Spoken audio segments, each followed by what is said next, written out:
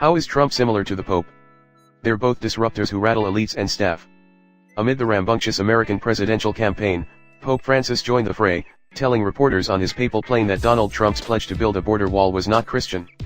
Trump fired back, calling the Pope's remarks disgraceful. Advertising. inRead invented by Teads. Advertising. inRead invented by Teads. Now Trump is president, and as he and Francis prepare to meet for the first time in Rome on Wednesday, the two seem as far apart as ever on immigration, refugees, caring for the poor and climate change. But one thing unites them, a propensity for sending shockwaves through the normally staid, tradition-bound institutions they lead. They are both populist outsiders. They are both gregarious. They are both loose cannons, said Andrew Chesnut, a professor of Catholic Studies at Virginia Commonwealth University. Francis made that plain on his first foreign trip as leader of the world's Catholics, when he went to Rio de Janeiro in July 2013. Asked by reporters traveling with him about the church's treatment of gays, remarkably he did not condemn homosexuality, which has been the long-standing position of the Roman Catholic Church. Instead he replied, "Who am I to judge?" But if both Francis and Trump are unconventional iconoclasts, they come to that place from very different perspectives and backgrounds, and with diametrically opposed agendas. Francis is shaking up church conventions to renew Catholics' emphasis on helping the poor and disenfranchised, to pull priests from their safe sanctuaries and push them into the streets and slums of their communities, to spread a benevolent and inclusive faith. He is a voice of moral authority.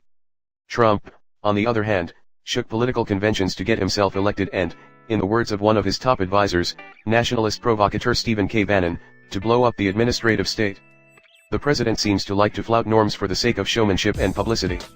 He is often inconsistent, even contradictory. His new budget proposal is decidedly not populist. It would slash taxes for the wealthy and cut programs that benefit working-class and low-income Americans. Pope Francis really is a true populist and has gravitated closer and closer to liberation theology, adopting this preference for the poor, Chesnut said. Whereas Trump really is a populist in terms of rhetoric, but as we see his policies actually unfolding they favor the financial and corporate elites. In terms of their outlook and interests, the two could not be further apart, said James Martin, a Jesuit priest and editor-at-large of America, a national Catholic magazine.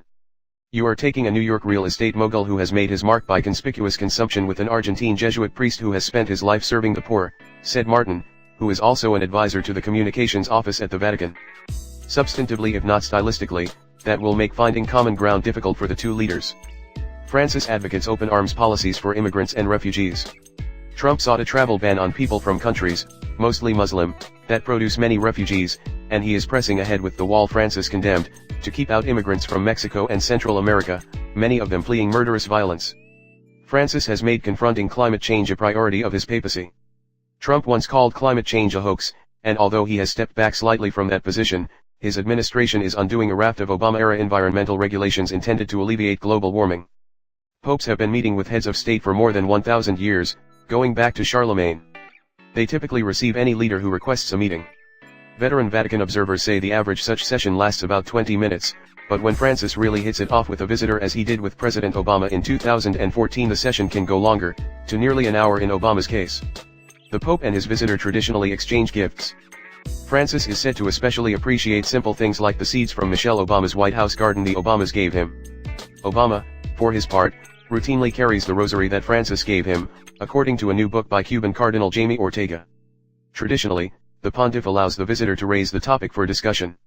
Trump plans to discuss religious freedom and ways to combat religious persecution and human trafficking, National Security Advisor H.R. McMaster told reporters before the trip. Where they could agree on is the importance of religious freedom and the scourge of persecuted Christians, including in the Middle East, where Trump just visited, and in Africa. The Pope frequently decries violence against Christians. In December, he beatified 17 Catholic priests and lay people killed in Laos in the mid-1900s for their faith, and in April he led a special prayer service for Christians slain since the start of the 20th century.